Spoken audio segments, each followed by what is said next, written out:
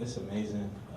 It's a great feeling to have. Something that you try to knock off your bucket list as a basketball player, and it feels good that I had the opportunity to get it.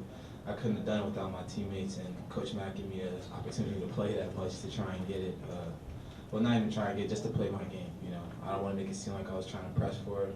I might have thought about it once or twice, but all praises to my teammates and my coaching staff for giving me the confidence to allow me to do that.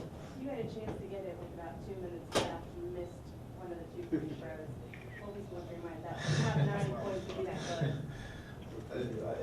It's one of those things that you try hard not to pay attention to, and you try not to think about it. But I knew I needed to make 2, and I know I haven't been shooting free throws well, so I'm like, oh man, hopefully these 2 go in.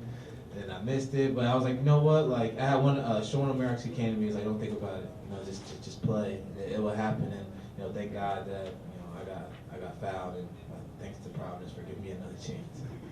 Myles, they struggled from 3 again tonight, just like they did in the first game against you guys. What makes you so effective in defending that area of the floor against them? Coach Mack always talked about during the week, let's make this their toughest game, especially Chris Dunn and Ben Bentil.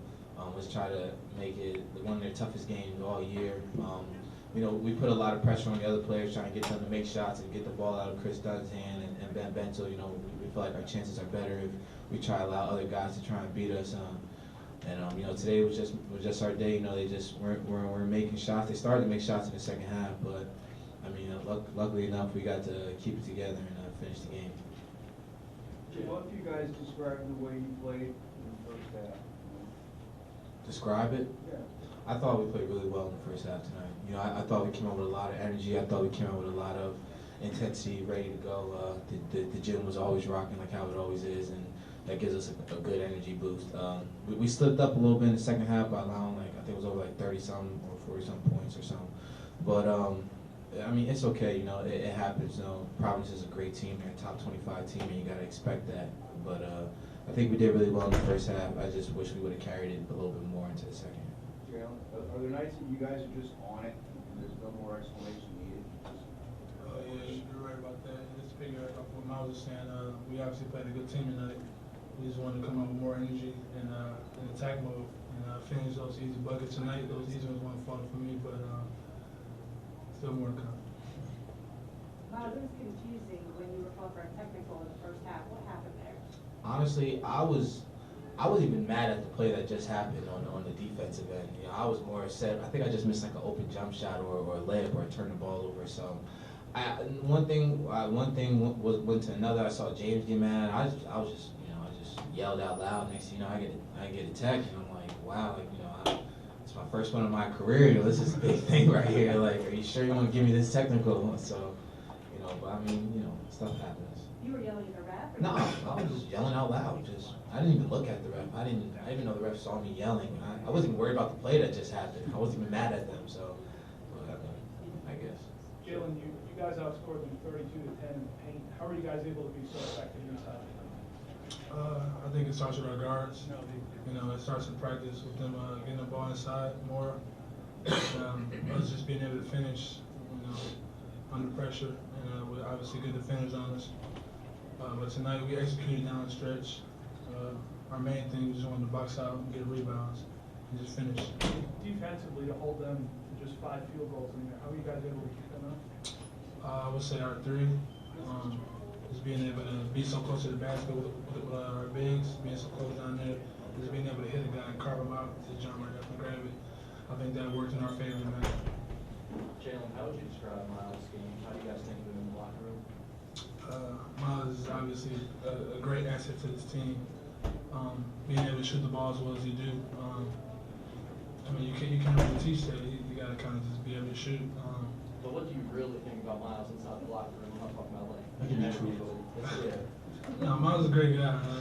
Obviously I came in with him. We obviously sat out together, so I got to build that chemistry with this guy. But overall, I just think he's a good dude. I'm glad we're playing with him this year.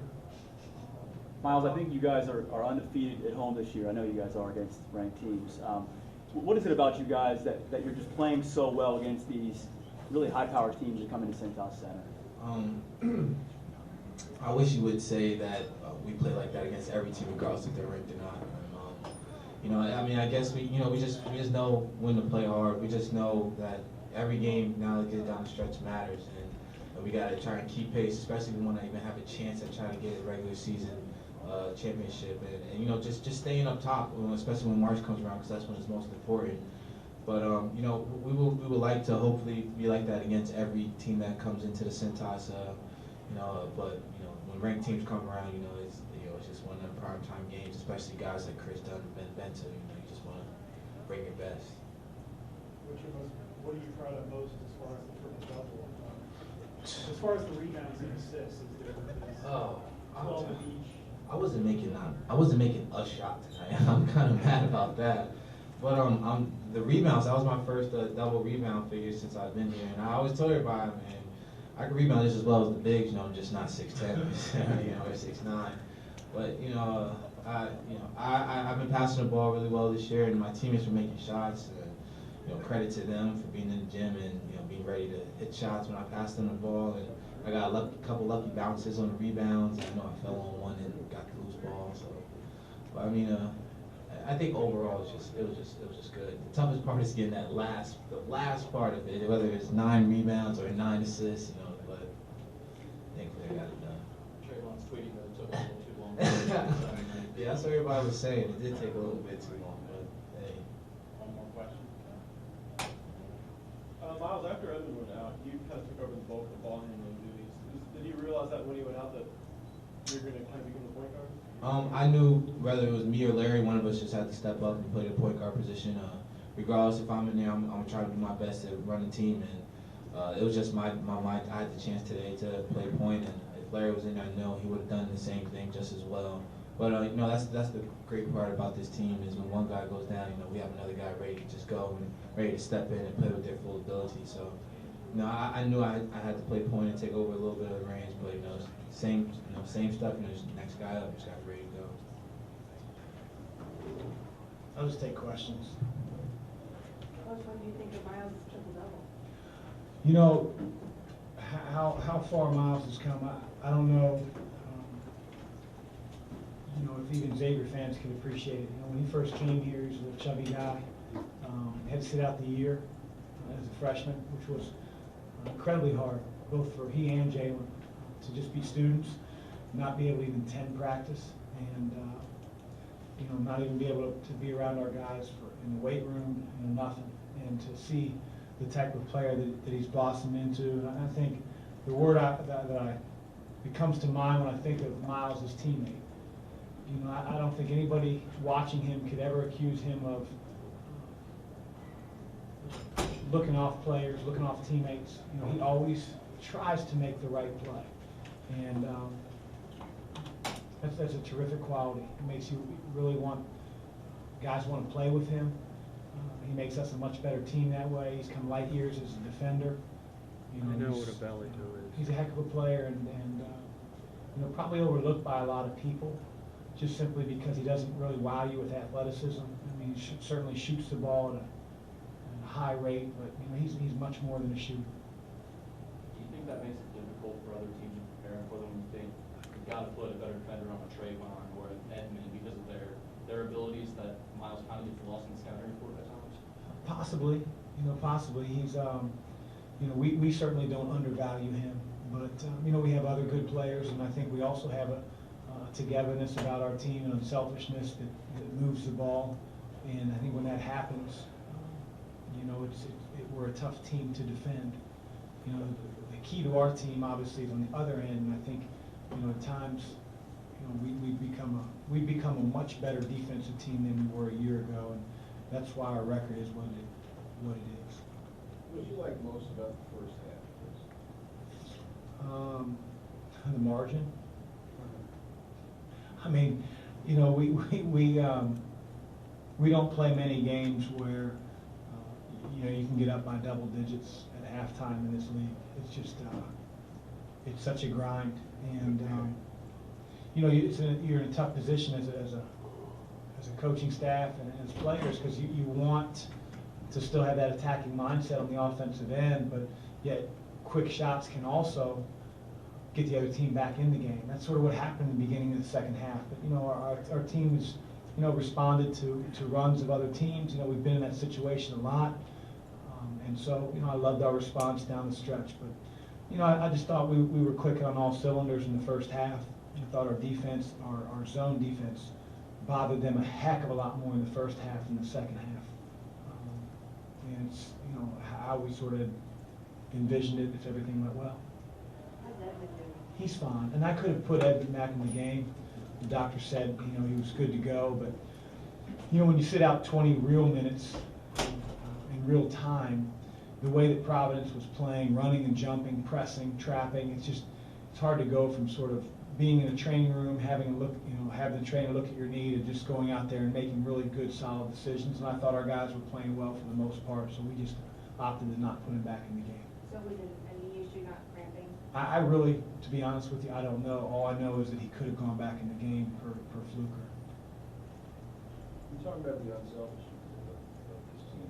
Have you had a half or a stretch that exemplified that more than the first half did tonight? Well, we've played a lot of games, Paul. My memory's not very sharp, and so. But we had, down in Orlando, I thought it was really evident. We played three games in 4 days, so those games really stick out to me. But we've played that way all year long, maybe minus a few stretches, minus a few games. And fortunately, our group is a quick learning one, and we've corrected it as we move forward. They got down to 6 a couple times late. As a coach, how pleased are you when your players show that sort of mental toughness to answer back each time? Well, it's nice. We haven't been in that situation a whole lot. The storyline at Providence was very similar to the storyline here. We get a big lead. I think we're up 17-18 at their place, and they storm back. And so, you have a little bit of an eerie feeling, but our guys did what they needed to do. We didn't turn the ball over against their pressure. We got to the foul line. We made more than we missed. Could have made a couple more, made it a little bit easier. But, again, give them credit. You knew they weren't going to quit. A couple bank threes in didn't help the cause. Coach, I know you talked about this team's mentality all year, just the coaching staff and how you guys go about things, but what does it say about your team that they just continue to rise up to the challenge, especially in these big games against ranked opponents here at Cintas? I don't know what it says. The only thing I'm worried about is Georgetown. That's for you guys to comment on and write the stories and talk about our team. And our focus is going to be, what can we do better than the last time when we played Georgetown? We got our heads handed to us. At this point in the season, though, are you seeing anything different with this team? Not trying to say big picture, but just with this team than you've seen in years past? I think we really play well together. I think we're a very deep team. We have guys that are the 9th, 10th man that could go other places and play more. And it's part of sacrificing. And at times you don't want to hear it, but I think back to a guy like James Farr, sacrificed a whole lot when he was a freshman, sophomore, and even at times, tonight he didn't have a double-double or anything like that, and nobody really bats an eye. And he's got to go back to his apartment and feel how he does about his game individually, just like every one of our players. But I think there's a togetherness and understanding that we're in this together, and we're in this to win games and to play for much more than just ourselves. And I think that's pretty evident when you watch us play.